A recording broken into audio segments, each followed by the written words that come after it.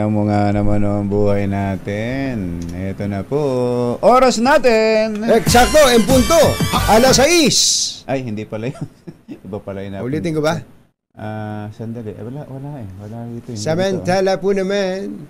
Ang oras po natin. Eksakto, en punto. Alas 6 ng umaga. Ayan.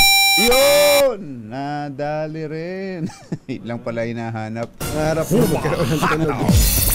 Humahagupit, lumalatay na komentaryo sa Himpapawid. 2 por 2. Walang takot sa paghimay sa masalimuot na isyu ng bayan. 2 por 2. Humahataw na mga balita at impormasyon. 2 por 2. Ating damhin, ating lasapin ang hagupit na 2 por 2.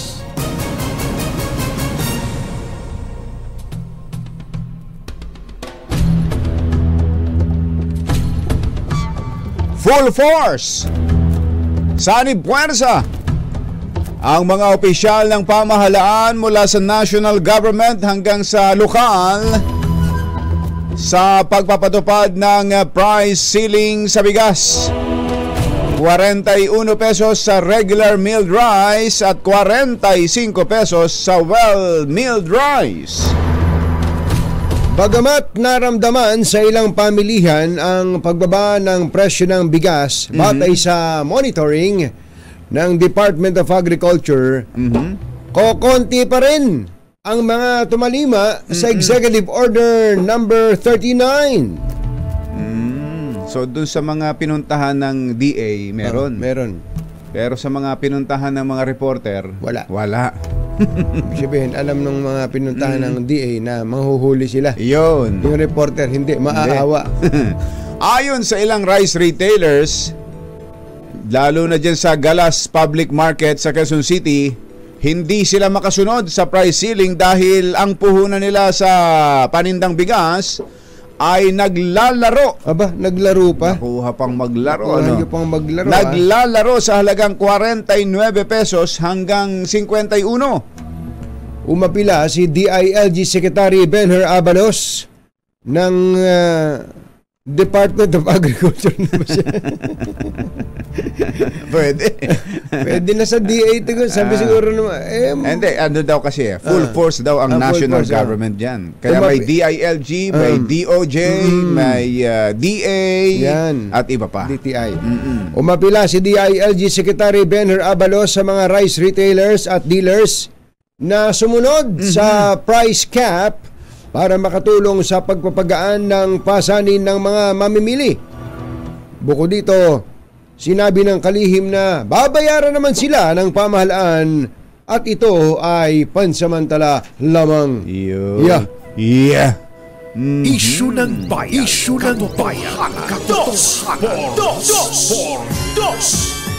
Maitim ang balak, magtago ka na. 2 por 2. Si Jerry at si Anthony narito na. 2 por 2. Hahataw ng todo, urado ka.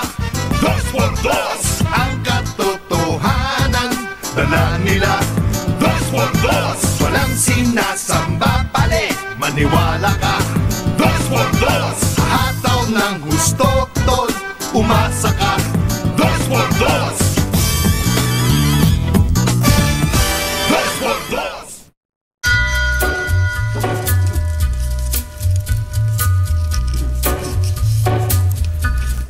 Hi.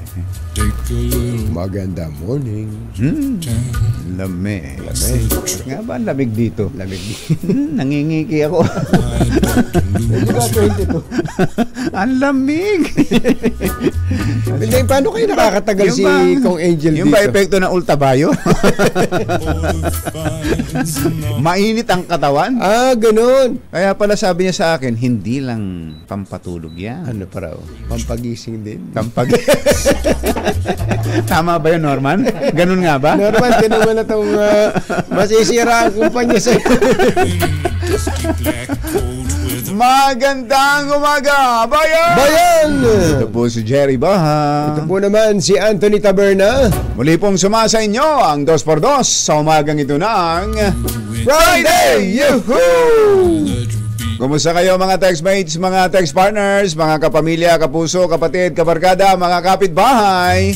Medyo nababawas-bawasan na ang ulan na kumbatsero, kaya medyo palagay ko makaka-recover na ang ating mga nilabhan. Totoo, lalo na yung sanay sa kumbatsero, yung hindi gumagamit ng fabric softener, conditioner. Oo, tawag doon, tagulamin. Tagulamin, yung amoy. Oo, ay nako, sama nun. Pagka nalaban mo, alam ba, nakapaglaba ka, tapos sinampay mo at hindi maaraw.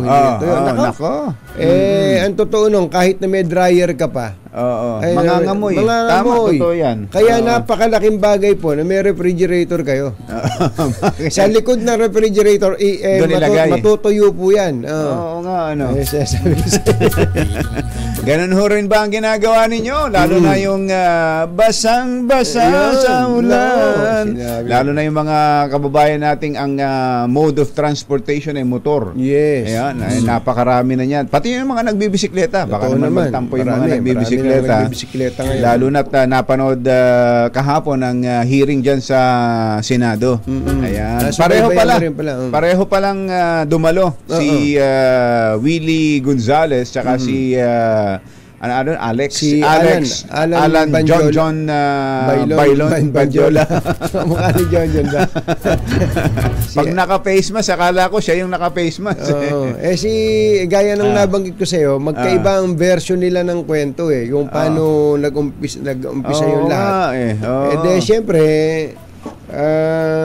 ako tatanungin mo mas naniniwala ako kay Alan Kay Alan. Sa kwento ni Alan Mas naniniwala ako sa kwento ni Alan. Pero merong kwento rin si Willie Gonzales may kwento rin siya. Pero nung kausap ko kasi si Alan Banjola, mukhang yung yung bang sa ordinaryong makikinig, mas kapanipaniwala yung kwento niya. Nagigit-git siya, tinapik niya. O kaya tatlong beses yung tinapik. Parang gusto niya, ay, naipit ako. So hindi kinalampag na, hindi yung sinuntok o hinampas para magkaroon ng para magkaroon ng kupi. Dent. Ganon. O kaya baka napalakas pa. Pero kapag mahina lang, hindi naman yun Saka sabi nga niya, kumbatsero, kung ikaw ay nagbibisikleta, tapos nakaisang kamay ka ng hawak sa manibela, yung pwersa mo mahina Totoo yun. Wala kang masyadong pwersa yun. Maliban kung nakatayo ka. O kaya, na-outbalance ka, kasabay nung pag-outbalance mo, yung pagtapik mo, kalampag na yun. Pero ulitin natin, sa mga nagbibisikleta, wag nyo hong gagawin yan. Para na rin ho sa buhay ninyo. Dahil nakakarindi, yung bigla kang kakalampagin, nasa loob ka ng sasakyan, bigla kang makakalampag ng ganun. Binigay ko na sa inyo yung naging experience ko. May CCTV ba yun? Mabuti wala. Pero wala naman akong nagawa dahil hindi ko nabuksan yung pinto Sabi ko kay Parkon, ngayon! Buksan mo! Mabagal si Parkon. Malapit pa man nandun yun sa Kitanglan. Doon sa lugar na yun. Malapit lang doon makakatikim ng flying kick sa akin. Talaga Hindi naman baril ka agad. Pero hindi makikita hindi makita kung kaninong paa yun. Hindi makikita, paa lang ang makikita kung may CCTV man doon. Paa. Dahil may lambitinan ako doon sa sasakyan. Yung lambitinan doon, bubuksan ko yung pinto, tsaka ako. Talaga naman. Tsaka lilipad ang dalawang magkasunod na pa ang gano'n. Magkaganon. Para pag nakaiwas siya sa isa, may kasunod. Hindi pala buti pala at si Parkon ngayon medyo mabagal ang reflexes. Magpasalamat ka kay Parkon ngayon. Hindi, pasalamat yung siklista. Magpasalamat yung siklistang pumalampag na nadaan lang kami sa bike lane dahil galing kami sa gasolinahan. Matraffic, hindi ka makalabas ka. Matraffic doon yung papunta sa Araneta. Papunta sa Araneta sa yun, kumbachero. Papunta Araneta dahil yung papunta ng Skyway. Laging mahaba ang traffic doon di ba? Tama. Ayun. Yung paalala rin sa para maiwasan yung mga ganyang tagpo. Share the road. Share the road, totoo yan. Hindi lang ang dapat na manawagan yan ay mga nagbibisikleta, kundi pati ang mga nagmumotor at pati ang mga nagmamaneho ng four-wheeled vehicles. Share the road. Pag sinabing share the road, hindi lang para sa inyo yan. Priority kayo. Priority kayo. Kaya nga hindi naman exclusive talaga dahil mapapadaan dyan yung ibang may dadaan at madadaan may madadaan at katulad nga nung sinabi mo, traffic nga At kung sakali man, wag kayong mangangalampag ng sasakyan dahil ang tendency ng nagmamaneho ng four-wheeled vehicle na kinalampag mo, magugulat yun kakalampagin ka rin, gagantihan ka. Isang kakalampagin sa bisikleta, hindi. Sa helmet mo. Ganun.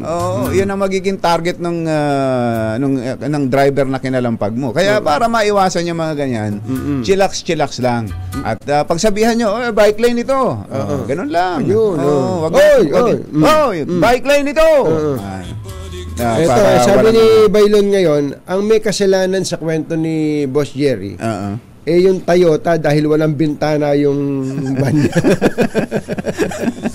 Sa isang banda rin pinto naman. Pinto kagad ang bubuksan at makikita mo kagad yung dalawang paano ba ang dapat nun? Nakaganon.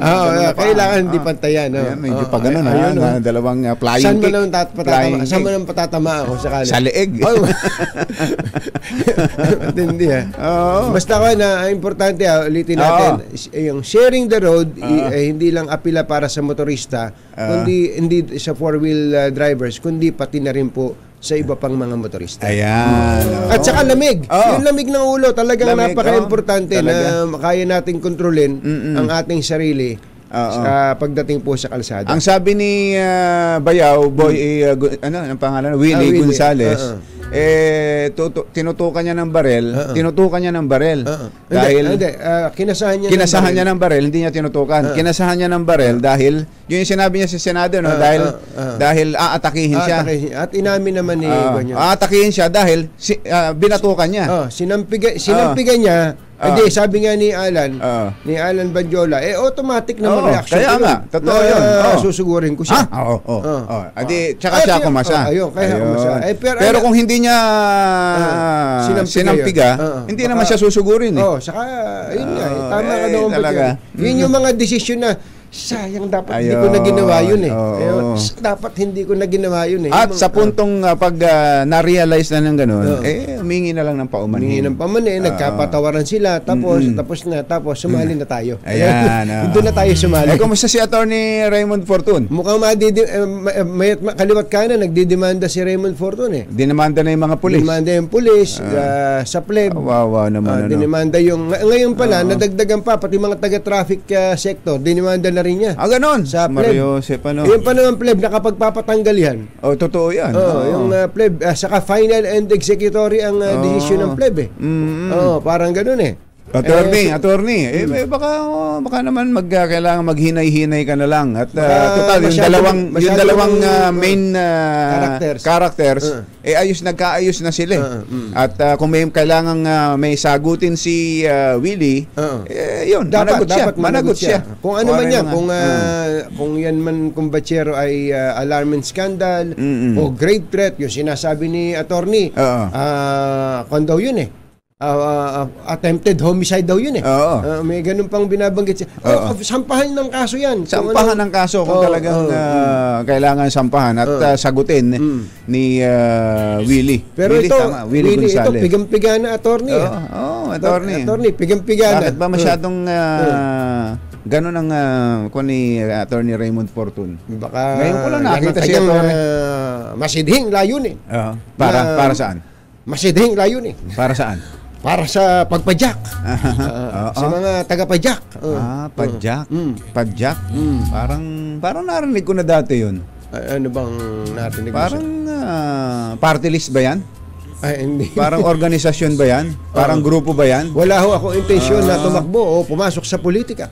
Wala po akong political, yun ang sabi niya kagabi. Hapon, Kasi meron na sa motorsiklo, sa bisikleta wala pa yata eh. Baka sa motorsiklo, yung si Congressman si Busita. Si Colonel Busita ay talaga naman tumutok talaga yun. At mulat-mula pa ang tindi ng pagtutok sa tungkol sa mga motorsiklo noon.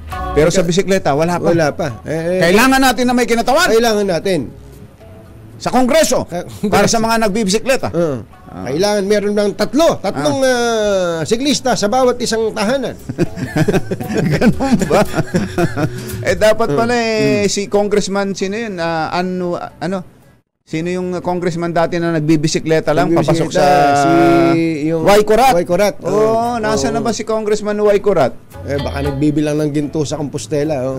Hindi. Tsaka wala na yata ang bisikleta. Puro Land Cruiser. Nako, bira. Ang mga tapang shero ng katunying, Jerry Dos. Sobrang matindi pala ang inaabot ng mga pulis ngayon. Sila na ang haharap sa matinding legal issues natin. Dahil kinasuhan sila nito. At sinibak na sila kumbatsero. Ay nako. Yung mga pulis nagsimula yan sa pagbibitiw ni ni General Nicolas Torre. Diba? Tapos sila ngayon ay sinibak naman yung mga pulis na to. Mga sarhe-sarhento lang to kumbatsero. Dali sila. Talagang matindi. Si Attorney Raymond. Attorney! Kapag may katwiran. Iba ka. Ipaglaban mo, Attorney. Oras po natin. Achi, Mr. Jelom Tang, Lakyam Chaplak, Hun 6:16 ng umaga. ACS Balita. Susunod na. Department of Health. At Anthony Taberna sa 2x2 sa DZRH. Balitang makatotohanan, balitang maaasahan. ACS Balita. Walang makakaligtas, walang makakalampas. Saan magsulok ng kapuluan, Luzon, Visayas hanggang Kamindanawan. Basta't may balita, ipagwagwagan ng sikat na tagapagbalita. ACS Balita. Kasama ang 2x2 tandem Anthony Taberna at Jerry Baha. ACS Balita. Ang programang ito ay hatid sa inyo ng ACS Manufacturing Corporation, ISO certified, maker of world-class quality Pride detergent. Araw ng Miyerkules, 6 ng Setyembre 2023. Narito na po ang ulo ng ating ACS Balita. One-time financial assistance na 15,000 piso ipamamahagi ng DSWD para sa mga rice retailers na apektado ng price ceiling sa bigas. Higit na 700 preso mula sa Davao Prison maaaring mabigyan ng executive clemency bago magpasko. Arrest warrant laban kay Congressman Arnie Tevez inilabas na. Mga kubol sa loob ng Bilibid sa Muntinlupa binaklas. Carnapper ng mga luxury cars arestado sa Pasay. Re-electionist barangay chairman itinumba ng riding in tandem sa Batangas. Magandang umaga Luzon, Visayas, Mindanao. Good morning Philippines. Hello world. Kami po ang inyong mga tagapaghatid balita. Ito po si Anthony Taberna. Ito po si Jerry Baha. At ito ang ACS Balita. Alas 6:21 ang ating oras. Sa detalye ng ating mga balita, tatanggap ng 15 pisong one-time big time. Bernard. One-time big time cash assistance ang mga small rice retailers na maapektuhan ng Executive Order 39 na nagtatakda na nga ng price ceiling sa bigas.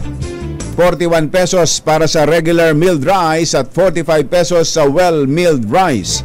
Ayon kay DSWD Secretary Rex Gatchalian, naglaan sila ng 5.5 billion pesos budget para sa Sustainable Livelihood Program para matulungan ang mga ito na makabangon mula sa inaasahang pagkalugi dahil sa temporary price cap sa bigas, batay na rin sa direktiba ni Pangulong Bongbong Marcos.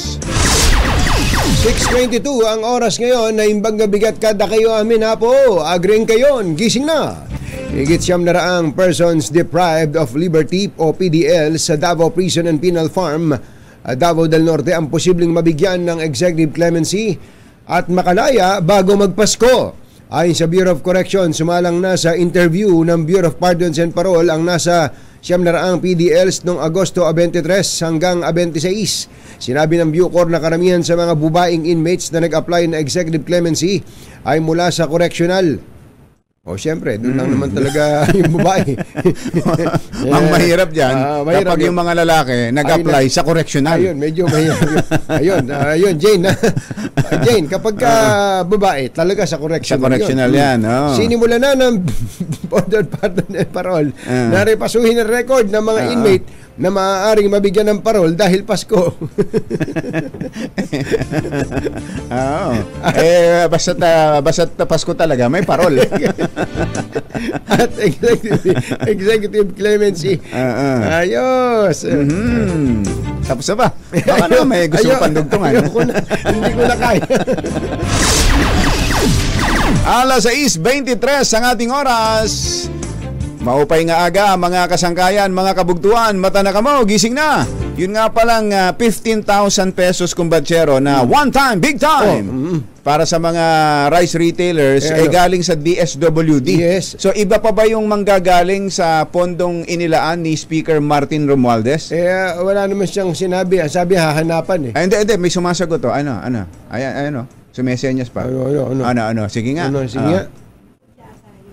Bukod pa. Ayun. Kasi ito 5.5 tapos ang 5.5 billion yan. 5.5 billion itong inilaan ng DSWD. Si Speaker Martin Romualdez ay di ba inutusan niya si Congressman Zaldico na umanap ng paraan para sa 2 billion. Yes. 2 billion. Oo. At ang sabi ni Congressman Zaldico, kami, Pong Pagong, will promptly engage with the DBM. Ay agad-agad na maghanap ng mapapangasawa sa DBM. Oy, Secretary Amina Pangandaman, mag-ingat kayo ha. Mag-ingat kayo. Maghanap daw pala ng mapapangasawa dyan. Will promptly engage. Ay, agad. Makikipag-ulayaw sa DBM. Department of Budget and Management to expedite the release para mapabilis ang pagpapalabas of the 2 billion peso funds ng 2 bilyong pisong pondo for our rice retailers. Para sa ating mga magtitingi ng bigas.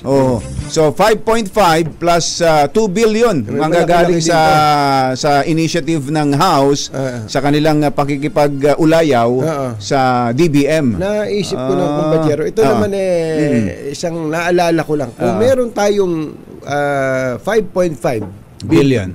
Tapos meron pa tayong 2 billion. So magkano 'yon? 7.5. Hindi kaya maigi, bumili na lang tayo ng bigas ang gobyerno at saka nagbenta na lang at say halimbawa 30 pesos per kilo. Oo nga. Para mapilitan tong mga retailer, yung mga traders. Pwede nilang bilhin muna yung stock ng mga retailers.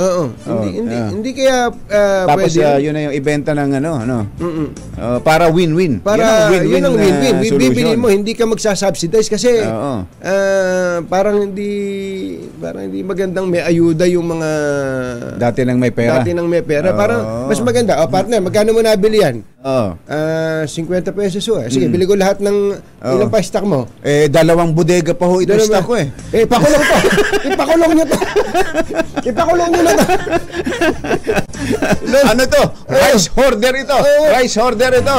Parang ang naisip ko lang, kung may ganun palang kalaking pera ang gobyerno para sa ayuda sa retailer, tama ka kumbatsero. It's either bilhin na lang ng gobyerno yon at ibenta ng palugi. Yayaman din lang at mahilig tayong magpalugi at taxpayers money yan.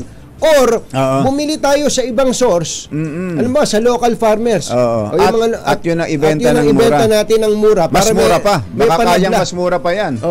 Tama kang ba, Jer? Baka maibenta mo ng 38 pesos yan at walang bumibili dun sa 50 pesos. Mauobliga silang Ganito na lang, paano? Kausapin natin si Secretary Rex Gatchalian. Tsaka si Congressman Congressman Saldico. Congressman, Secretary, ibigay nyo sa amin yan. Kami na palalaguin namin yan. Kami na bahala. Palalaguin namin yan. 7.5 billion 7.5 pesos. billion? Aba. Di ba? Kumbachero. Sa isang mahusay na entrepreneur. Ay, nako. Bukas lang, 7.6 na yan. Hindi namin patutubuan sa bangko yan. Hindi. Ang tawag, i-flip lang namin yan. Paikutin lang natin yan. Paikutin lang natin yan. Ganon dapat. Nako. Teka nga, dahil may sunog! Baka daw masunog lang yung 7.5 billion na yan, ha? Ito ang report ni RH29 na may sunog daw po dyan sa Quiapo. Boy Gonzales, coming boy!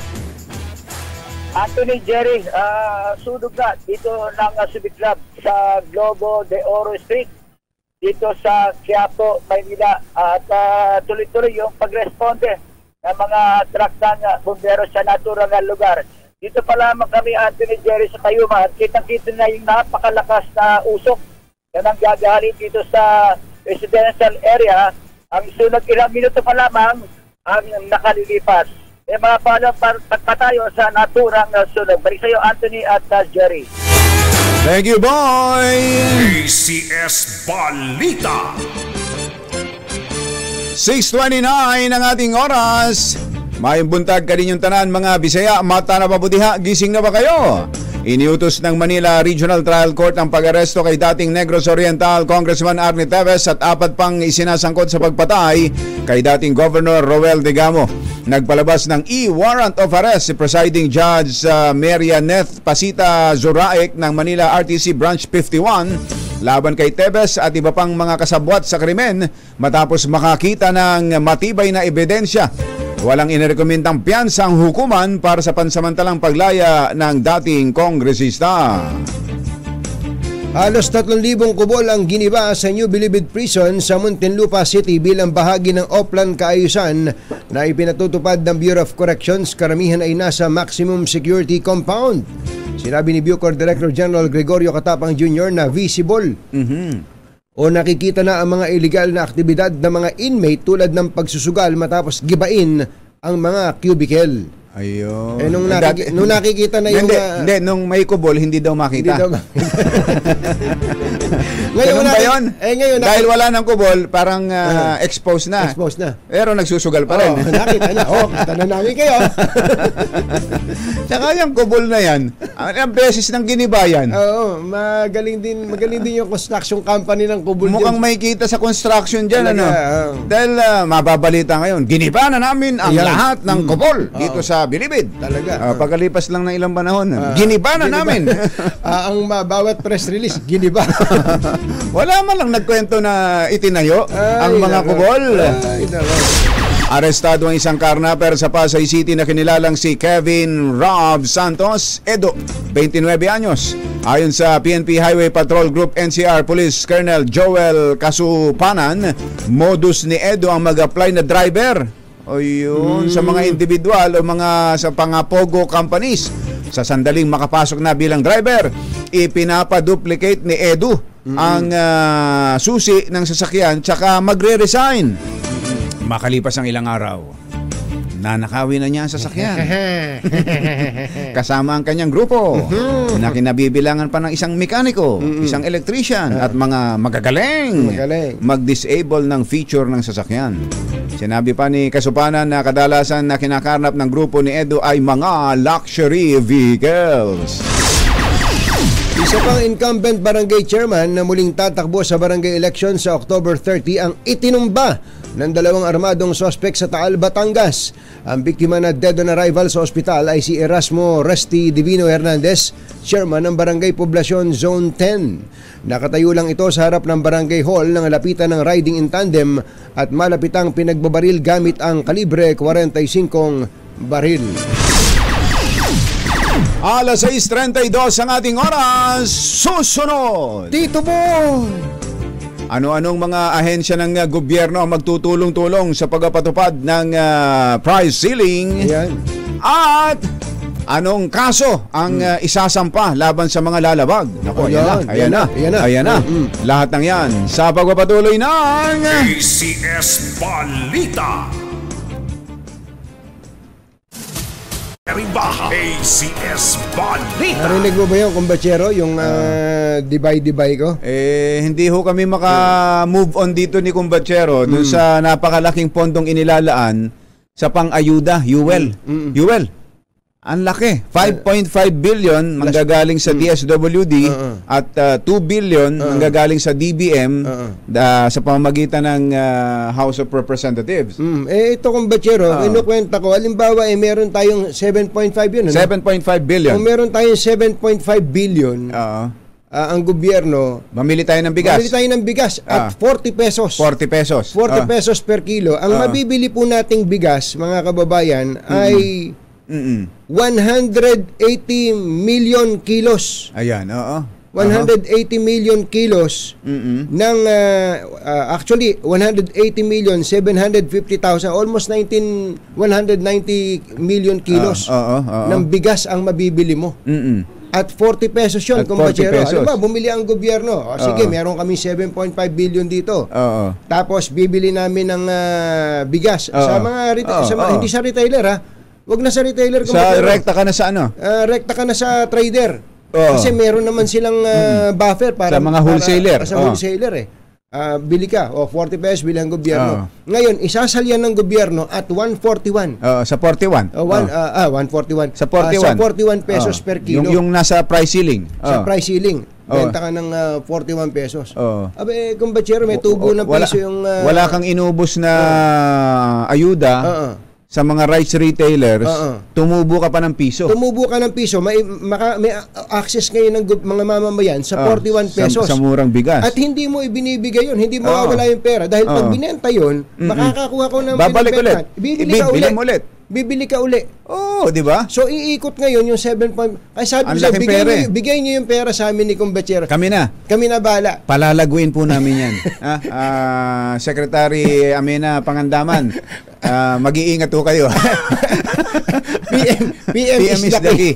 Secretary, Congressman Zaldico, Speaker Martin Romualdez, Secretary Rex Gatchalian. Mukhang mas mainam yun kaysa sa ibigay natin yung pera, 15,000 sa mga rice retailer.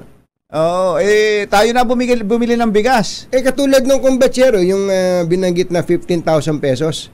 15,000 pesos divided by... Ganong karaming... 40 pesos. 40 pesos ang... Ganong karaming bigas yan? Isang kilo. 375 kilos to ng bigas. Ibig sabihin kumbachero ay halos 6 na kabanto. Tinan mo na. 6 na kaban ang maibebenta. Ilang pamilya ng ilang pamilya ang makikinabang dito. Yan. Kumpara sa isang pamilya lang ng isang rice retailer. Baka naman medyo inay-inay. Wala pa naman yatang... Hindi pa naman. Sisimulan pa lang naman Sige, baka pwedeng pag-isipan pa yan. ACS Balita. Samantala, bubuo ng team ang Department of Justice na magmo-monitor sa ipinatutupad na price ceiling sa bigas. Ayon kay Justice Secretary Jesus Crispin Remulla, pag-aaralan nila ang maaring kasong isampa laban sa mga lalabag tulad ng economic sabotage, profiteering, at iba pang kasong kriminal. Yun na yun. Ito pang bad news, bumilis po ang antas ng pagtaas ng presyo ng mga pangunahing bilihin at serbisyo noong buwan ng Agosto. Ayon sa Philippine Statistics Authority, pumalo sa 5.3% ang inflation noong Agosto, mas mataas sa 4.7% noong July. Isinis ito sa pagtaas ng presyo ng bigas, gulay, transport, presyo ng produktong petrolyo, at gayon din ang mga non-alcoholic beverages. Magandang oportunidad para kay Pangulong Bongbong Marcos ang paglahok sa 43rd ASEAN Summit sa Indonesia para makahikayat ng mga bago at dagdag na pamumuhunan sa Pilipinas. Ayon kay House Speaker Martin Romualdez, ang nasabing summit ay isang angkop na lugar para sa Pangulo upang palakasin ang kalakalan at pamumuhunan sa pagitan ng Pilipinas at ng mga miyembro ng ASEAN. Pasado na sa ikatlo at huling pagbasa ng Kongreso ang panukala na magbibigay ng pahintulot na mailibing ang mga Muslim kahit wala pang death certificate ang mga ito. Ang panukalang Philippine Islamic Burial Act ay nakakuha ng 234 na boto at walang tumutol sa pag-aproba nito. Ang nasabing bill ang titiyak na masusunod ang Islamic rights sa paglilibing ng pumanaw na Muslim. Oo, sa mga Muslim kasi pagkamatay kailangan ilibing na nila kaagad. May prosesong ginagawa tayo na bago tanggapin sa sementeryo, kailangan yung death certificate. Ayun, oo nga pala. So mainam yan, ano? Totoo. Magkaroon na ng mas maayos na sistema para sa mga kapatid nating Muslim. Inaprobahan na rin ng Kongreso sa ikatlo at huling pagbasa ang panukalang naglalayong pigilan ang teenage pregnancy at maprotektahan ang mga batang ina. Layunin ng House Bill 8910 na matugunan ang isyu ng maagang pagbubuntis at pagiging ina na mayroong masamang epekto hindi lamang sa nanay kundi maging sa sanggol at sa lipunan.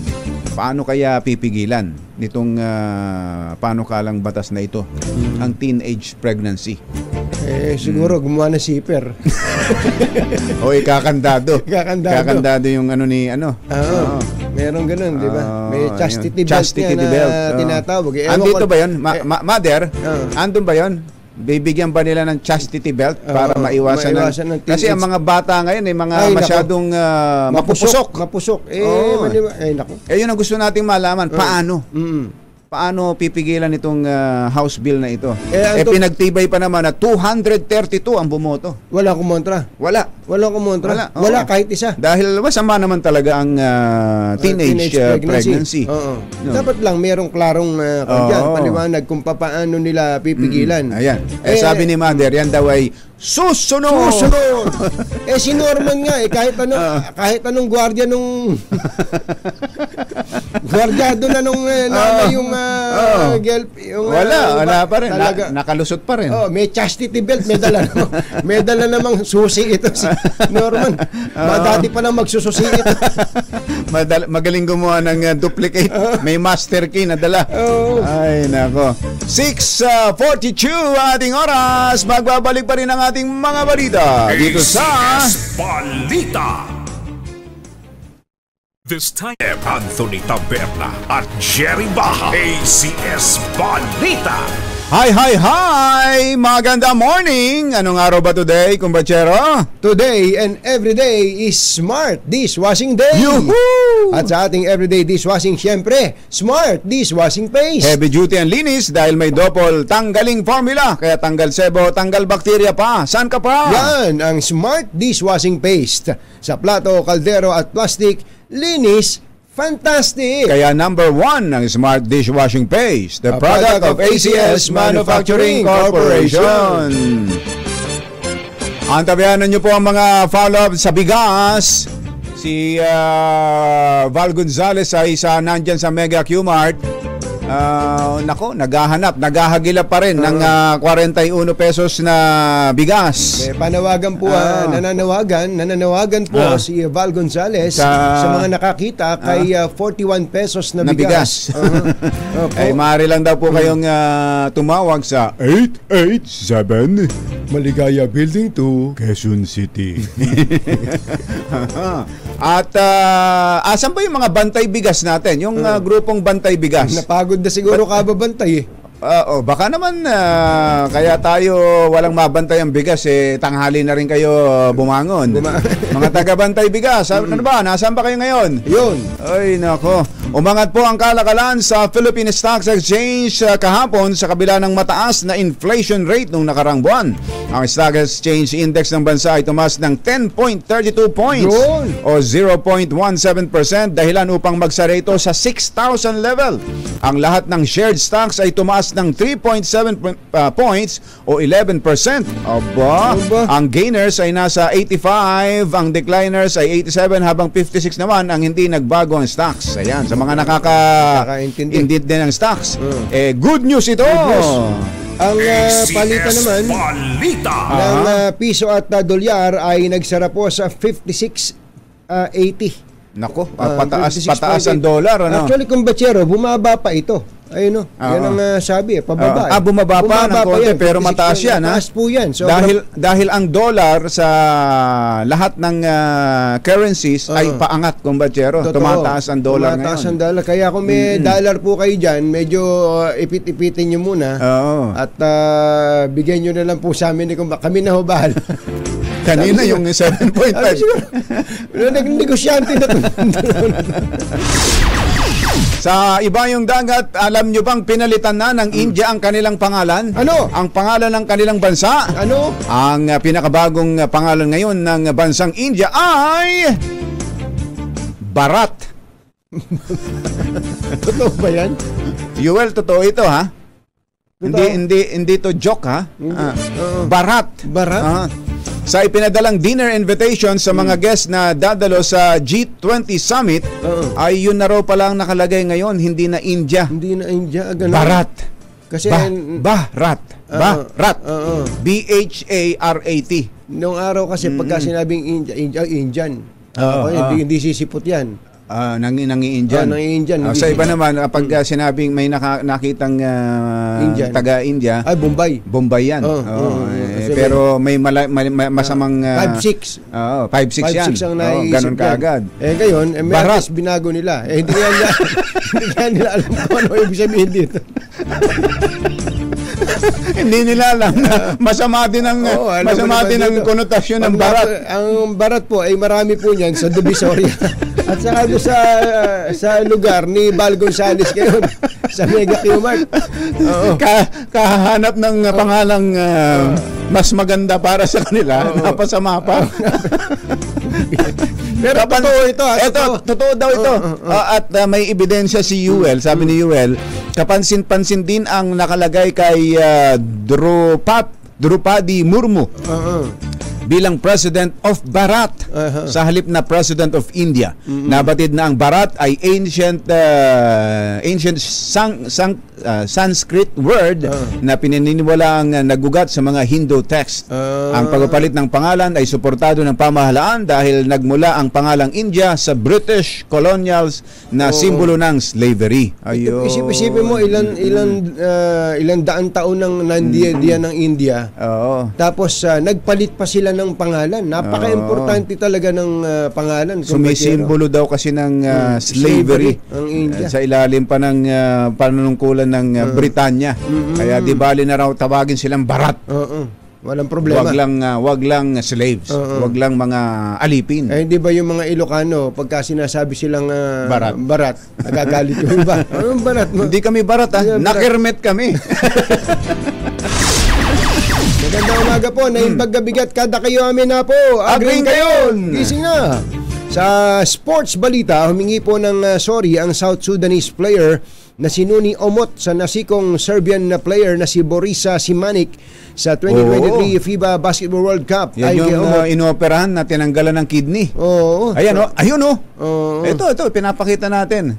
Kitang-kita, yung parang bago siya tumalon, nag-iwan ng nagsikong muna. Kaliwa, Si Simanic po, yung Serbian player na tinanggalan ng kidney matapos ang malakas na elbow hit sa laban na ginanap sa Smart Araneta Coliseum noong 1 linggo.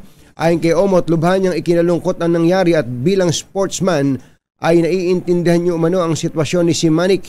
Ang panalangin daw niya ay mabilis na recovery ni Simanic at pagbabalik sa laro. Sobrang matindi. Huwag kasing physical masyado. At itong siko na to kung batsero, talo na yung South Sudan. Talo at saka ilang segundo na lang natitira. Naniko pa ng gano'n. Nakadali pa. Tapos ngayon, sasabihin na... Sorry. Pare, sorry na. Hindi pwede yan. Natanggalan ba naman ng isang kidney? Sorry. Bubunutang kita Hindi, medyo kung siguro. Subukan lang na matapat ito si Omot. Ay, nako. Nagatid ng kabuuan ng ating ACS Balita. Ito po si Jerry Baha. Ito po naman si Anthony Taberna. Antabayanan niyo po ang mga follow-up sa bigas. Si Kasendong, si Caro Sendoso ay makakasama natin sa palatuntunan. Kasama ang 2x2 Tandem Anthony Taberna at Jerry Baha. ACS Balita. Number 1. Sabi, pag si girl in love, you see Kung balitang makakaligtas, walang balitang makakalampas. Saan mang sulok ng kapuluan? ACS Balita! ACS Balita! Ang programang ito ay hatid sa inyo ng ACS Manufacturing Corporation, ISO Certified, maker ng world-class quality Pride detergent. Yun, thank you Norman. At nasa linya na natin si Kasendong. Maya-maya makakausap natin siya. Gusto nating malaman kung Batsero kung anong tingin nila dito sa 15,000 pesos na Ayuda. big time financial cash assistance sa mga retailers. Sa mga retailers. 5.5 billion tapos may inilalaan pa ang Kongreso at ang DBM na 2 billion. Ayun, Ayan, kaya nga kami ni Kumbachero dito ay nagmamagaling. Nagmamagaling na bigyan nila sa amin yung 7.5 at kami na bahala. Kami na bahala. Palalaguin natin yan. Oo. Secretary Dong Mendoza, magandang umaga po. At si Raymond Manalansan pala, birthday ngayon. Si Raymond. Raymond, happy birthday, Abe. Happy birthday. Binabati ka nini ng Grace Manalansan at ang iyong mga katropa. Kasendong, sandali na lang at kay Val Gonzales na nandyan sa Mega Q-Mart. Jerry Baja at Anthony Taberna sa 2x2 sa DZRH. Number 15,000 pesos o 5.5 billion pesos para sa mga rice retailers at sa 2 bilyong piso pang inilalaan ng Kongreso at ng DBM para dito sa mga apektadong rice retailers ng price cap. Ito sabi ni retired Admiral Iking Enriquez, mas maganda kung mag-reverse engineering kung ang desired prices ay 41 at 45, akat pa tayo sa supply chain. Kasi the higher you go the chain, the lesser people you deal with. In this way, then matutukoy natin ang mga middlemen na nagpapatong ng malaki. Iyon. Starting from the palay buying all the way to the actual marketplace. Yun nga yung sinasabi natin. Kaysa sa tumutok lang tayo sa dulo sa retailers, akyat tayo sa taas. Baka makabili tayo ng mura, mas pakinabangan pa natin yan, 7.5 billion pesos na yan. Kanina nga po, ulitin lang natin, nagkukwenta kami ni Kumbachero dito, if you have 7.5 billion na kaya mong ibigay na ayuda sa mga retailers. Bigay, walang balik. Walang balik. Bakit hindi mo na ito ipambili ng bigas at ibenta mo? Ipabenta mo na swak na swak pa din dun sa price cap. Ang end result naman natin, yung ang purpose natin makapagbenta ng murang bigas. Ng mura. Alam nyo, pag merong mura sa merkado, yun ang bibili ng tao kung available. Parang gasolina lang yun, di ba? Naalala mo yung usapang Petron, Caltex. Sabi, ba't binenta nyo yung Petron? Ito nga Petron ng panabla natin. Pwedeng magbenta ng mura yan. Doon bibili ang mga tao. Sa mas mura. Kung meron kang 7.5 billion, kinuwenta nga namin ni Kumbachero kanina divided by 40 pesos. Halimbawa, bumili ka ng 40 pesos. 40 pesos na per kilo ng bigas. Per kilo ng bigas. Makakabili ka po ng 180 million. Humigit kumulang. Almost 190 million na kilos ng bigas. Napakarami. At kung bibili ka pa, pag binenta mo, may mapagbebentahan, mabibili mo uli ng sa magsasaka natin. So mapapaikot mo, makapagpuproduce ka ng murang bigas sa pamamagitan lang ng pera na yon. Lalo pa kung re-rekta ka doon sa mas maraming nagpuproduce ng bigas. Baka hindi lang 40, baka mas mababa pa mabili mo ng 35 yan. Tanungin nga natin ang grupong Sinag sa pamamagitan ng kanilang Pangulo na si Caro Sendoso. Kasendong, magandang morning. Si Ka Jerry at si Ka Tunying. Katunying, Jerry, magandang umaga. Ano po sa inyo doon sa 15,000 na ayuda sa mga rice retailers? Malaking bagay din yun, no? Kasi kung titignan natin, yung 15,000 kung dati nagbebenta sila ng 50 pesos, nabawasan ng 5 piso, no? At least sa 3,000 na tao yan per outlet, di ba? 3,000 kilos na pwedeng ibigay sa mga mga tao. Per outlet 'yun, ha. Oo. So, malaking bagay 'yun. Sa halip na isang pamilya lang. Sa halip na isang pamilya lang ng rice trader. Rice retailer. Di ba? Kasi ang isang outlet is 15,000 eh. Diba? Kung dati, binebenta yan ng 5 pesos sabihin natin. So, mga 3,000 na tao yan. Yung isang outlet na may bibigay ng 45 pesos, di ba? From 50 to 45 pesos. So, dapat 3,000 na tao per outlet yan na patutulungan. So, I think malaking tulong yun. And, of course, yung lang yan galing ano pa lang yan, itong sa DSWD. Meron pa yata yung galing DA at sa DTI. So, meron pa ba? Bukod pa yung DA, DTI sa DBM tsaka sa Congress. Yes.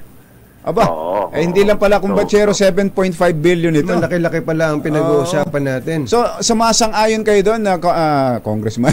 Nasentong mukhang congressman kasi. Doon sa halip na ipang-ayuda, ay ipambili natin ng bigas at ibenta natin ng mura. Yes, kasi kung bibili sila ng bigas, medyo malaking amount 'yun, di ba?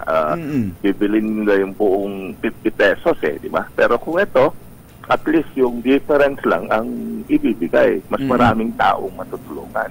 3,000 na tao yan. Kung 5 pesos ang yung outlet kung sasabihin dati 50 yung puhunan ko yun 45. So yung 5 pesos equivalent kung 15,000 ang ibibigay mo doon sa isang outlet. Retailer. 3,000 na tao yun, di ba? Ang dami ng dapat nakinabang. Okay, ano po bang feedback? Ganon din sa inyo? Ang mga rice retailers talaga ang nasasapul dito? So far naman, yung mga rice miller, kausap natin sa Northern Luzon area, umpisa na nagde-deliver sa retailer ng 43 directly, nag-deliver sila sa retailer ng 43 para mabenta ng 45. So, yung mga ani ngayon, may ani na kasi ngayon ang mga miller kasi bumibili sa mga farmers na at 23 to 25 pesos. Ngayon, mas mataas ito kaysa yung last season na 19 to 20 pesos. So, yung farmers naman, doon sa presyong yun, may kita na rin kasi higher than last cropping.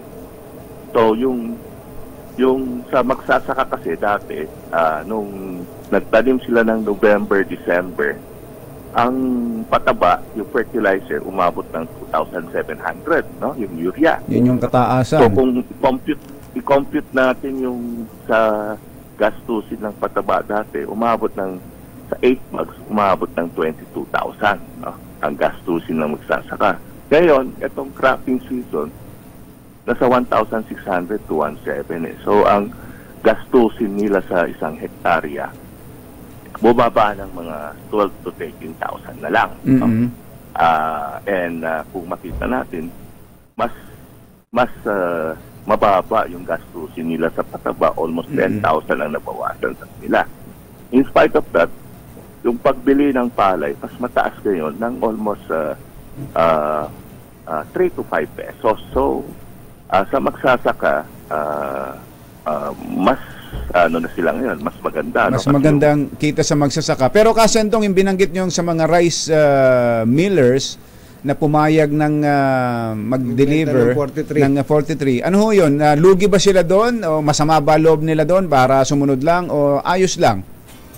Tama ayos lang kasi kung ngayon is bumili sila sa 23 tsaka sa 25, ang puunan nila doon sa pagkiniling yun is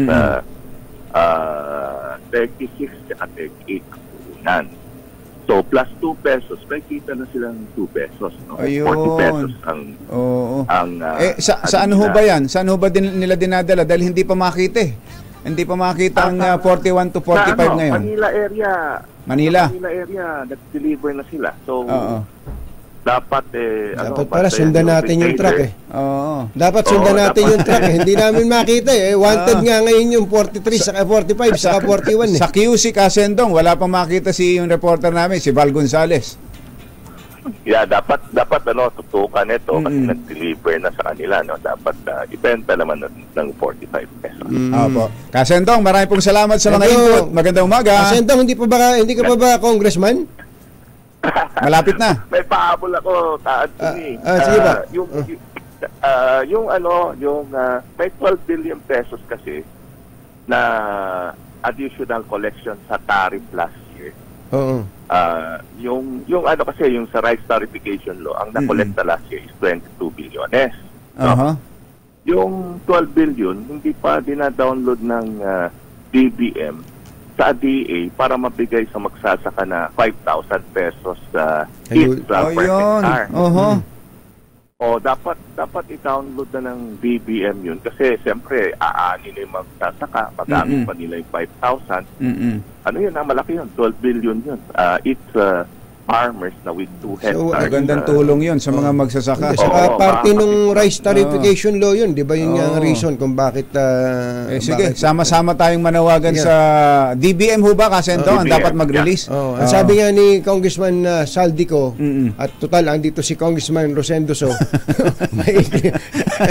sabi niya, we will promptly engage. We will promptly engage with DBM. Thank you po, Kasendong. Maraming salamat po. Thank you. Salamat.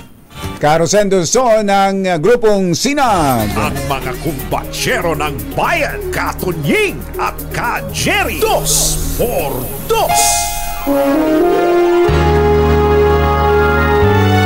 Kauna-unahan sa Pilipinas. NBC Manila Broadcasting Company. DZRH, member kapisanan ng mga broadcaster ng Pilipinas. Member KBP, oras. Eksakto, yung punto, Katotoy. Kapopoy. Engineer Tony Nanggel, 7:12 ng umaga. Balitang bagong-bago. Balitang dapat alam mo. Balitang magdadagdag ng talino. Dahil bagong impormasyon, makibalita. Unang-una sa DZRH. Pangunahing balita. Kasama ang 2x2 tandem nina Anthony Taberna at Jerry Baha. Araw ng Miyerkules sa 6 ng Setyembre 2023. Narito na po ang ulo ng ating mga pangunahing balita. Pilipinas, US, Japan ikinasaang trilateral meeting sa sidelines ng ASEAN Summit. 15,000 na ayuda sa mga apektadong rice retailer sa bansa. Ipamamahagi na ng DSWD sa susunod na linggo. Congressman Arnie Teves at iba pang sangkot sa pagpatay kay Governor Digamo, ipinaaresto na ng hukuman. Dating pulis at siklista nagharap sa Senado, nag-I am sorry sa isa't isa. Miyembro ng Philippine Coast Guard na nasa rescue mission nalunod, patay. Bagyong Ineng. Nako, lumabas na ng Philippine Area of Responsibility. Magandang panahon, asahan. Nako, ayan na init. Magandang umaga, Luzon, Visayas, Mindanao. Good morning, Philippines. Hello, world. Kami po ang inyong mga tagapaghatid balita. Ito po si Anthony Taberna. Ito po si Jerry Baha. At ito ang Pangunahing balita. detalye ng mga balita sa aming pagbabalik. Alas 7:15 ang ating oras. RH5, Val Gonzales dyan sa QC. Val Gonzales, Kamin Val! Yes, Cherry at Anthony. Eto, nakikita ninyo itong placard 45. 45 pesos. Itutusok ko na ngayon dito sa bigas na ito dahil ito lang ang nakalagay. Ayun. Wala na rito yung iba. Eto, 45. nakatumba na itong 50. Magkano ba rin? Ito, 57. Nakatumba na. Ano ibig sabihin pag nakatumba na? Ito, tanungin natin kay Aling Betty. Oo. Ito yung may-ari ng tindahan. Bigasan. Bakit po itong 57 ay nakatumba na? Wala pa sir, wala pa po kanina po ang ano namin dyan. Pero meron kami nakuha, kaya lang hindi pa kami makakita. Ano ang nangyari? Wala ako makita ritong 41 pesos. Wala pa po kami ng pera. Pakilapit ng konti yung mic. Pakipot pa po kami ng pera. Lalapit lang ako, Jerry Anthony, dahil nandun na. Sir, Sige. papasok na ako rito. Ito, pumapasok na ako. Ano pangalan ni ate? Mismo. Si si Nanay Betty Nanay Miguel. Betty. Ang ubay taga Bulacan. Andito, tiga rito rin po, pero tiga Isabela. Isabela. Yung tanong ko ho kanina, bakit nasan ho yung 40 pesos na presyo? Wala pa po sir, hindi pa po kami makakuha yan. Hindi po namin alam kung saan po manggagaling pa yan. Kasi ang po sa amin kahapon, pang 45 nga lang. Eh kung idadamay pa po namin yung 41, malulugi naman po kami lalo. Wala po kami magiging dyan. Kaya nga hindi kami makakuha ng ibang mga dinurado, kasi nga nag-iipon pa kami ng pera para doon, para nung makakuha kami. Last na lang, bago ko kayo pasa kay Jerry Anthony, magkano kita ho ninyo dyan sa binibenta ninyong 45 pesos kada kilo? Wala po kaming kita dyan. Ganon. Basta kita po lang basta dumating sa amin ng 45 ang isang kilo, 45 din namin binibenta, kaya wala po kaming kita dyan. Nung kapag bibigay pa namin ng 41 yan, lugi na kami. Si Jerry at Anthony may kadagdagan katanungan niya. Jerry. Betty, magandang umaga po. Betty. Magandang umaga po. Kung 45 binigay sa inyo, 45 yung binebenta, paanong plastic niyan, yung bawat kilo binibili? Lugi pala kayo. Sa amin na po yun. Yan na po ang nalawanan. Diyan nga kami nalulugi. Yung iba nagbebenta, may bayad ng plastic. Pero kung kami po, wala na po, sa amin na po yun. Mga isak na lang namin ng mga plastic yan. Oo, lugi pa. Wala po kaming tubo dyan. Oo. Ano ho ba yan? Well-milled rice na ho ba yung 45 na yan? Opo, well-milled rice po. Oo. So dun sa well-milled rice ay nakakasunod kayo, dun lang talaga sa regular milled na 41, wala talaga kayo ng ganon? Wala pa po kaming makuha. Saan ho ba nanggagaling ang supply ninyo? Saan po nanggagaling yung may... sa Bulacan. Galing po lang Bulacan kahapon po yan. Ano po yan? Binabayaran nyo kaagad sa supplier o consignment? Yes po, binabayaran po namin yan. Pag dumating po rito, babayaran na po. Bayad agad.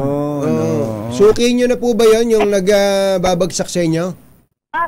Kuwan po kasi, meron kaming yung kumpare ko. Siya po tumatawag doon sa rice mill, tinitingnan niya yung mababang presyo. Kahapon tumawag sa akin. Sabi niya, Mari, meron ako makukuha ang bigas dito. Sabi niya, kaya lang, 45 din ang ibenta namin. 45 din natin kukunin doon.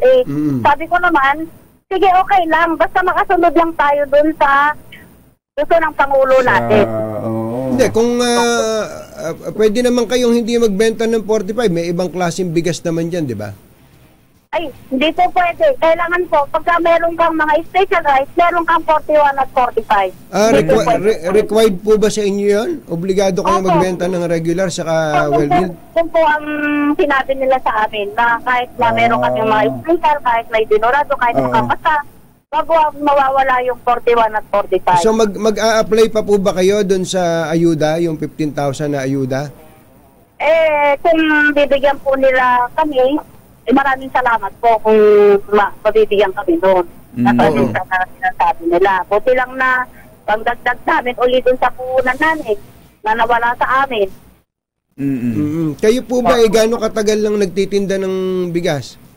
Matagal na po ako, sir. 25 years na po ako dito sa Q-Mart. Oo. Yan pong bigas ninyo, local ba yan? Local at imported po, sir. Yan pong 45 pesos na yan, imported po ba yan? Hindi po. Parang local price, local din po itong, yung mga, siguro, mga stock na mga bigas ito na nanggaling sa bukid na yung natumba, na mga stock na mga palay nila, siya nilang giniling, siya nilang binibigay ng 45. Sa 45, ano? Sa tagal nyo na hong nagtitinda ng bigas, sa mga nakaraan, meron namang pinatutupad din na mga price ceiling. Ano ho kaibahan ngayon?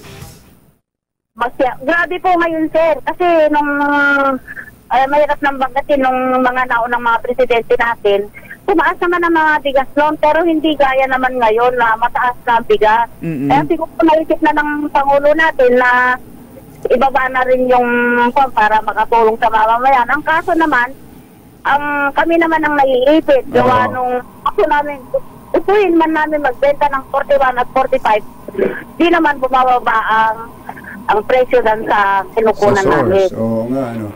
Okay. Nanay Betty, salamat po. Salamat po sa inyo. Ingat po.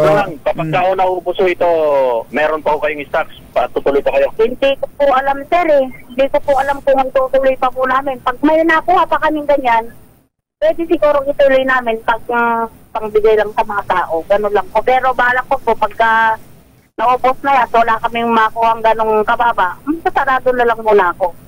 Ganun. Opo. Okay, salamat po, Nanay Betty. Salamat po. Sige po. Yan yung malungkot na katotohanan. Dahil kapon na Jerry So ganun Anthony, pala, Val, at kailangan magbenta sila ng 41 at 45. Pag wala silang ganun, hindi po pwede. Dapat ay kung meron sisitahin mga sila. Sisitahin sila dyan.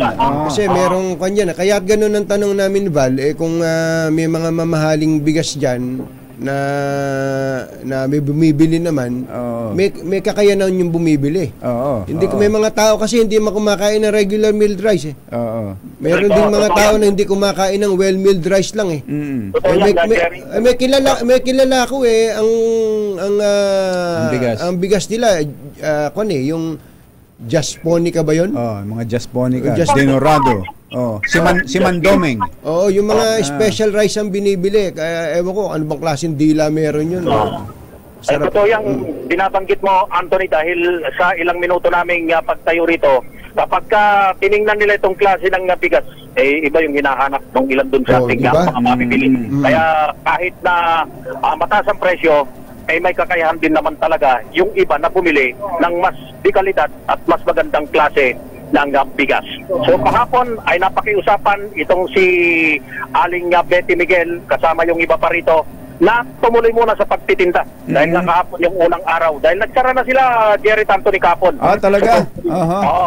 Dalawang linggo sana silang magsasara, pero dahil napakiusapan, unang araw ng implementasyon ng Executive Order number 39, nagtitinda sila o nagtinda pa rin sila hanggang sa ngayon. Pero sabi ni Aling Betty, ulitin ko lang, pag naubos ito, hindi pa niya alam kung tuluyan na siyang magsasara muna. Wala rito sa Mega Q-Mart sa Cubao, Quezon City. Para sa kauna-unahan sa Pilipinas, DZRH, ako naman, Val Gonzales, tuloy-tuloy sa pagbabalita, tuloy-tuloy sa serbisyo. Sama-sama tayo, Pilipino. Thank you, Val! 7:28 ang ating oras. Magbabalik ang mga pangunahing balita. Pangunahing balita! Juana and Thea Nicolas, nursing students sa UERM, kasama si Navy Commander Roel Nicolas. Sabi naman ni Cyber Tito, reklamo sa presyo ng bigas pero pag sigarilyo kayang bumili na isang kaha. Ayun, talaga merong ganun. Sabi naman ni Nestor Paginto, yung aso ko, red rice ang kinakain.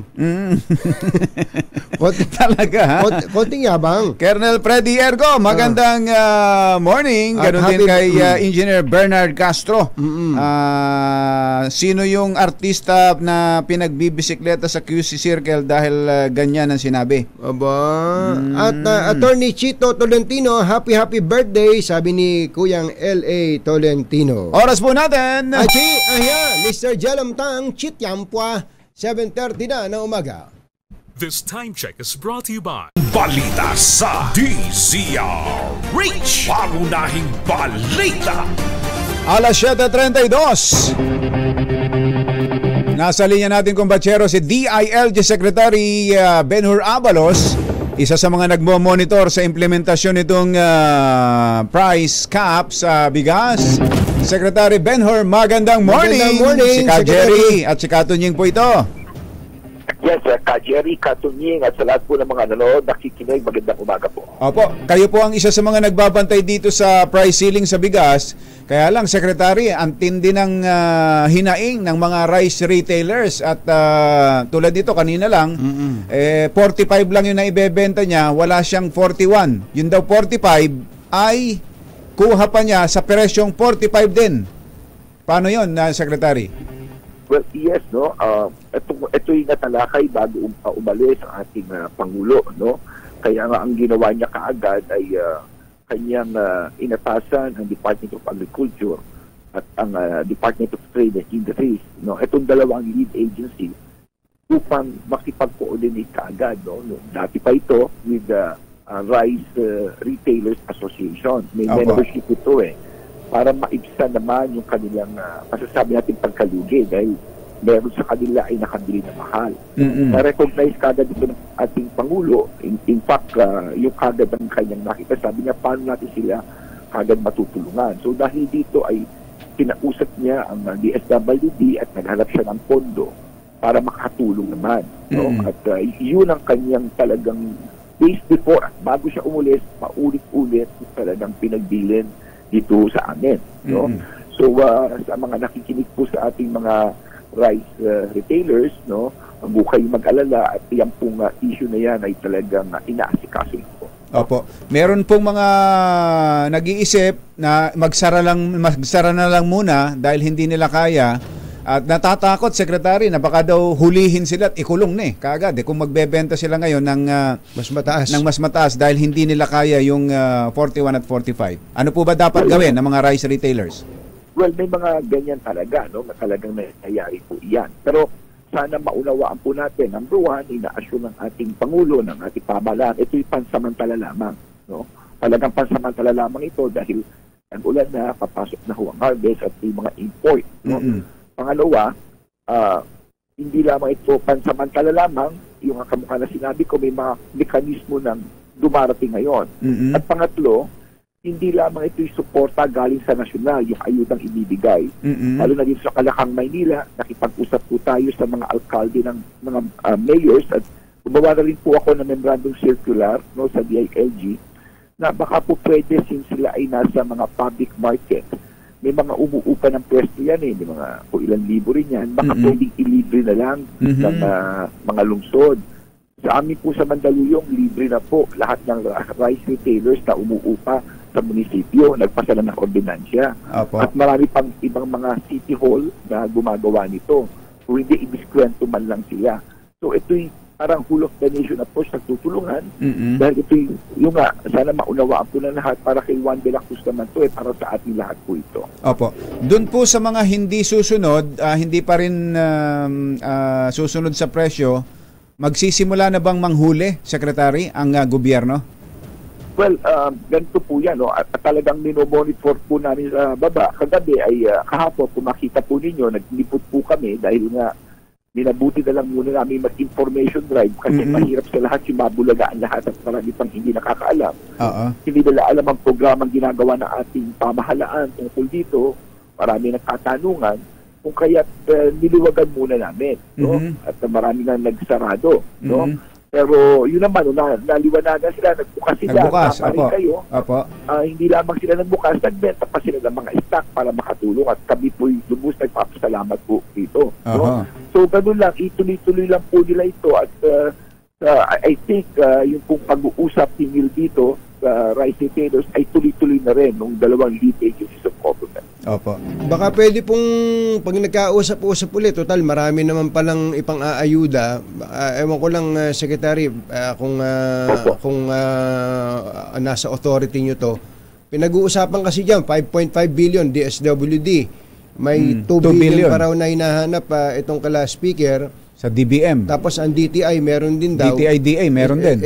Nagkukwenta kami ni Kumbachero dito po, Secretary, kung aabutin ng mga, halimbawa, mga 10 bilyon ang ipang-aayuda ng gobyerno sa rice retailers, bakit ba hindi umisip ng ibang paraan? Halimbawa po bumili ng bigas ang gobyerno, dumiretso na kung hindi kayang dumiretso sa farmers, dumiretso na mismo sa trader na makuha nila sa mas mababang halaga. At ang gobyerno ay isalya naman yon sa mga retailer. At 40 pesos, for example, iikot po yung pera nang walang kailangang ibigay na ayuda na meron pong mabibili ang ating mga kababayan at lower price po, Secretary. Well, these are good suggestions na pwedeng iparating. No? In fact, the other night, kasama ko po si Sam Anton Landameo, no? maganda rin ang kanyang iniisip. Merong, I think, ang Bureau of Customs, merong mga nahuli na storage ngayon na mga bigas.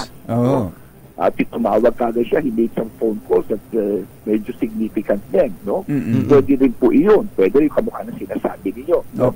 So, this kind of things, isasuggest po natin sa lead agency, sa Department of Agriculture at sa DTI po. Opo, kasi po yung 15,000, yung 15,000 sa bawat isang retailer, kapag ibinigay natin sa mga consumers in the form of murang bigas na binili ng gobyerno, mas marami ang makikinabang, Secretary.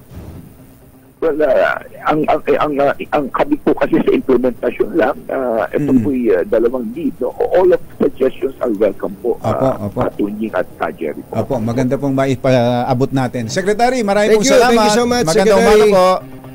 Maraming salamat po. Thank you po. Secretary Benhur Abalos ng DILG. Gaya po ng nabanggit ni Combachero, posibleng sa susunod na linggo ay maipamahagi na ng DSWD ang 15,000 pesos na one-time cash assistance sa mga small rice retailer na maapektuhan po ng price cap. Ayon kay DSWD Secretary Rex Gatchalian, hinihintay na lamang nila ang listahan ng mga qualified small rice retailer mula sa DTI at Department of Agriculture, at kapag natanggap na nila ito ay ipamamahagi na nila ang ayuda sa susunod na linggo. Sinabi po ni Secretary Gatchalian na naglaan sila ng 5.5 billion pesos na budget para sa Sustainable Livelihood Program upang matulungan ang mga nagtitinda ng tinging bigas na makabangon mula sa inaasahang pagkalugi dahil sa temporary price cap.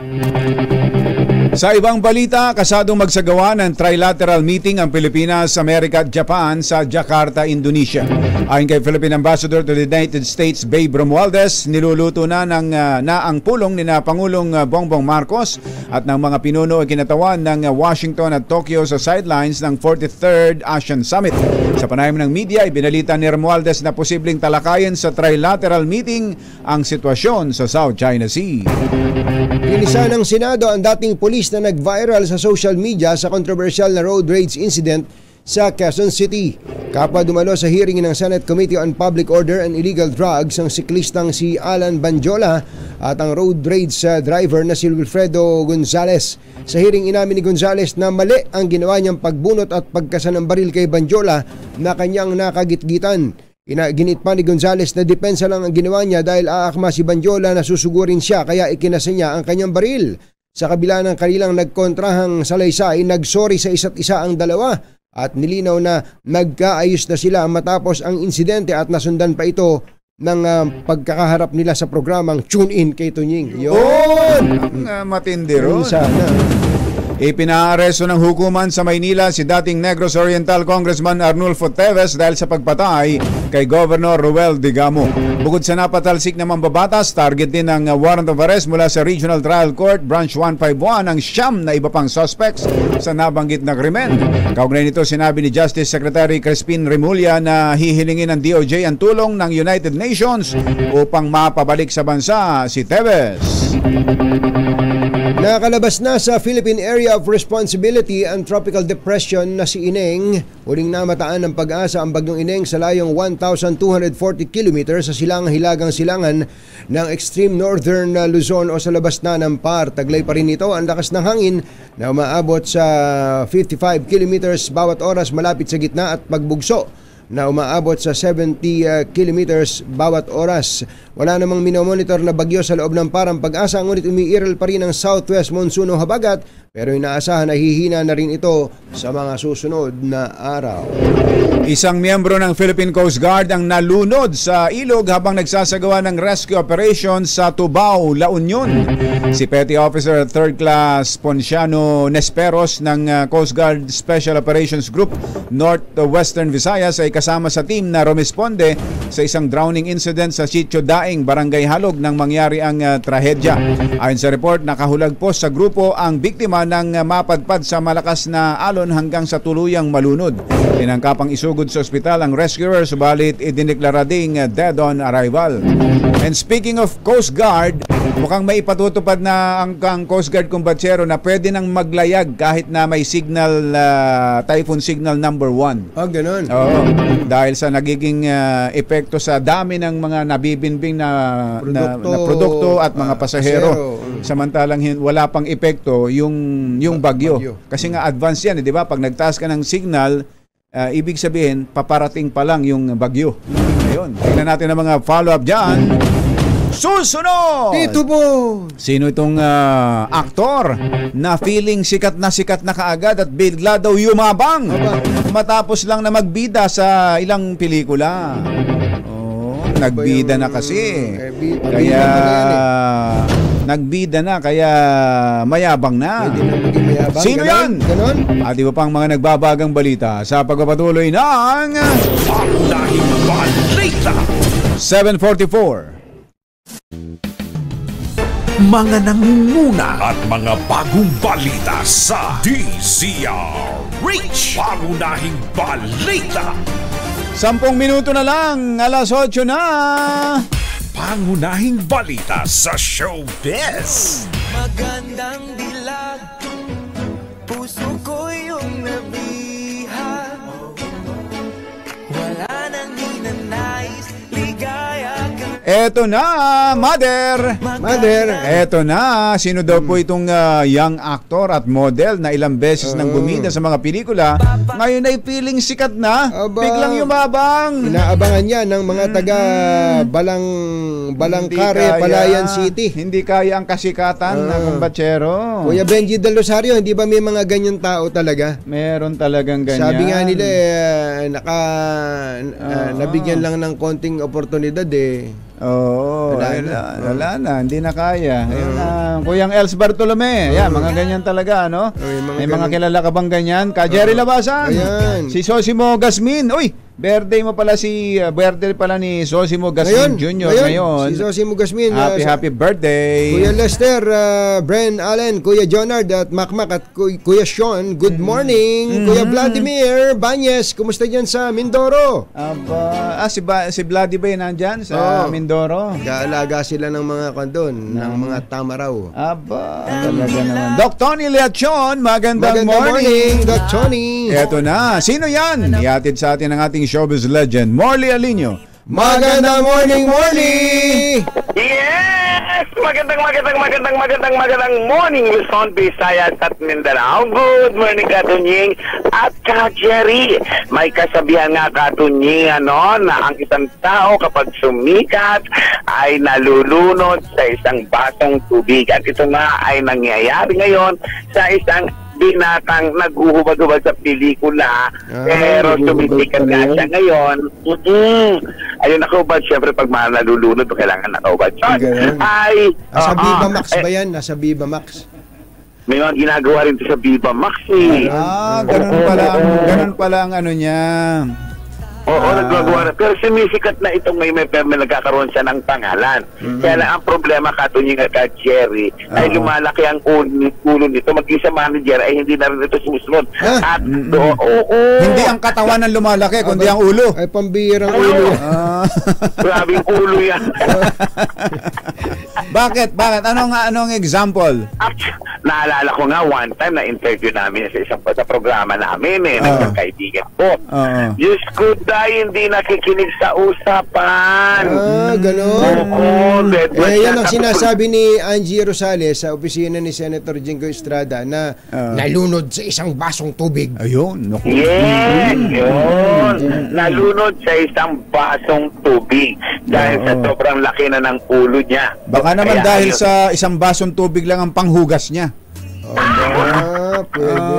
Teka, yan ba pamilya ng mga artista para magyabang ng ganyan? Hindi ito pamilya ng mga artista. Ang tatay ba niya, yan ba anak ng macho dancer? Yes! Galing mo talaga. Ang husay-husay nila. Talaga? Tumama? Iba to si Kumbatsero, follower ng mga gay movies.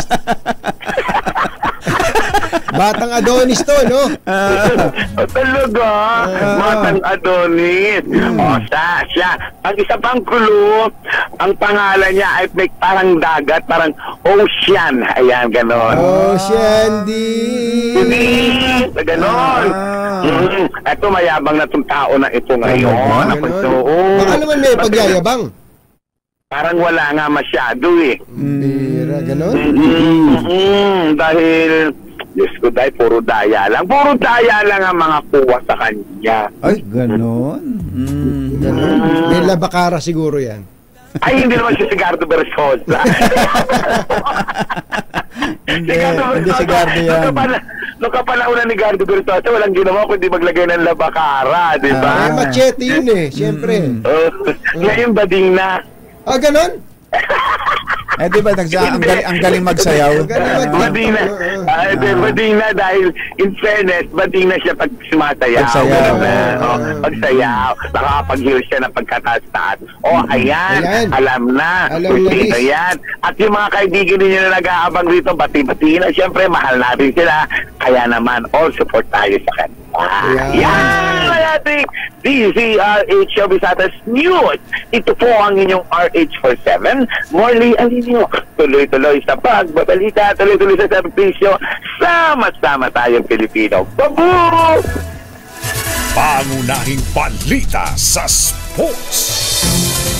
Sa sports, buo na ang team ng Pilipinas na sasabak sa 19th Asian Games sa China sa September 23 hanggang October 8. Ayon sa Philippine Olympic Committee na isumite na ng Samahang Basketball ng Pilipinas sa Organizing Committee ang 12 miyembro ng national pool na sasabak sa torneo.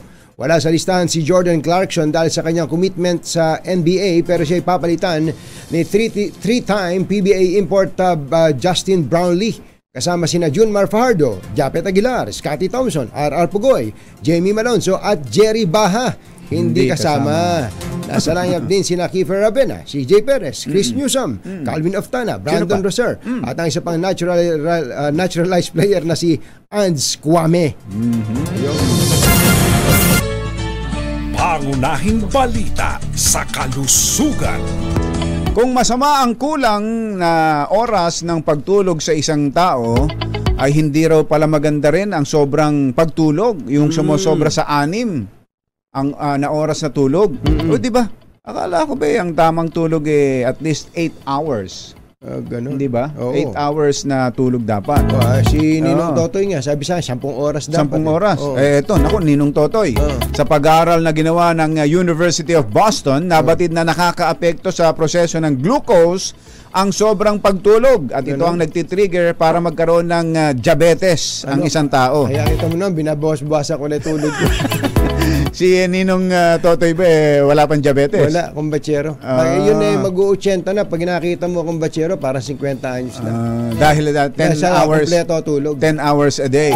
Bukod sa diabetes, ang mga taong lumalagpas ng 9 na oras ng pagtulog ay mas mataas din daw ang tsansa na magkaroon ng coronary heart disease, lalo na sa mga babae, at ang pagkakaroon ng depression. Sa mga babae naman pala. Tsaka hindi yung kailangan exercise. May exercise. Baka nga tulog ng tulog, kain ng kain, walang exercise. Ayun, magja-diabetes ka nga ron. Si mother natin dito, nag-exercise to. Di ba? Madalas mawala sa pwesto niya. Hinahanap mo. Nasaan? Kanina, tinatawag ko. Nag-exercise doon. Nakaharap sa salamin, tapos nitin. Ganun niya sa... Para pag-uwi niya, tatawagin niya si Father. Sabi niya, Father, here is Mother. Sa ibayong dagat, palalawigin daw po ng Russia ang voluntaryong pagbabawa sa pag-aangkat ng langis sa 300,000 barrels kada araw hanggang matapos ang taon para mapanatili ang stability and balance sa oil markets. Ang Russia na kilala bilang ikalawa sa largest oil exporter sa buong mundo ay naglimita ng output at exports ng langis sa Saudi Arabia. Pumapalo po sa $90 per barrel ang presyo ng international benchmark Brent sa unang pagkakataon simula noong November 2022. Ang taas na pala, no? Babawasan din po ng Russia ng 500 barrels per day ang oil production hanggang sa katapusan ng 2024. So malaking problema to, kumbatsero. Hanggang katapusan daw ng next year ang reduction ng kanilang oil production. Pambirang patiso. Nagatid ang kabuuan ng ating mga pangunahing balita. Ito po si Jerry Baha. Ito po naman si Anthony Taberna. Ang mga kumbatsero ng bayan, Katunying at Ka-Jerry. 2 por 2. Hi! Naku, pabago-bago na ang lagay ng panahon natin. Biglang uulan, tapos biglang iinit. Baka meron na rin kailangan baguhin sa inyong mga bubong. Gaya ng baka nga malutong na. Buti na lang may bubong na maaasahan. Gawa sa state-of-the-art technology. May aluminum na. May pintura pa. Now available na rin sa pre-painted tile span. Para sa eleganteng bubong na matibay na makulay pa, mag-Cherry Loom pre-painted ka na. Uy, magandang balita sa mga mahilig bumiyahe dyan, lalo na yung kasama natin yung barkada o pamilya.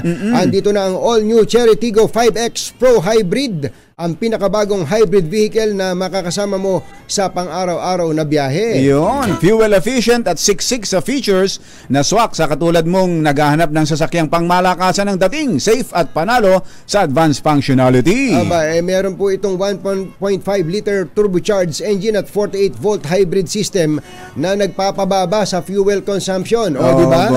Suwabe sa kalsada, tipid pa sa gasolina. Secured ka dito dahil meron din itong 6 na airbags, full LED lights at double row daytime running lights, tulong para sa mas ligtas na pagbabiyahe. Tandaan, all new Cherry Tiggo 5X Pro Hybrid. Pwede po nyong masubukan. Pumunta lang sa pinakamalapit na Cherry Auto dealership o kaya naman ay i-check ang kanilang website www.cherryauto.ph.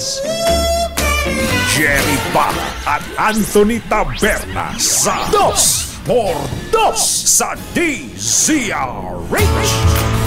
Ang tanong, magkano ang bigas? May bigas na bang mura dyan sa inyong lugar? Naku, naghahanap pa rin tayo.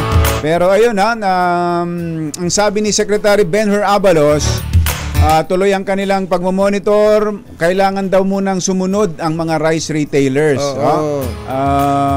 Tapos andyan naman ang tulong. Siguro malulugi sila ng konti dito sa mga unang araw. Kaya ibang tindera ayaw muna magtinda. Kaya lang sisitahin kayo. Talaga. Kapag kayo'y nagsara ng inyong mga bigasan dyan. Yan. Sabi po ng DOH, si spokesperson Enrique Tayag, subuk-subukan na rin natin talaga ang iba. Ito, at least DOH na to, hindi DTI. Hindi DTI. Sabi niya, subukan niyo na rin talaga ang kamote at mais.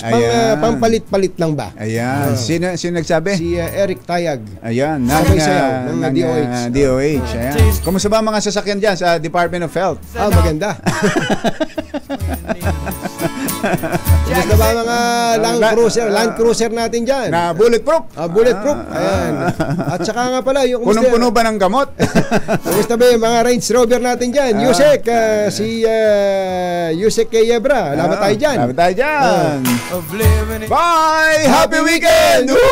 Damdaming bayan! Susunod na! Long after the thrill of living is gone.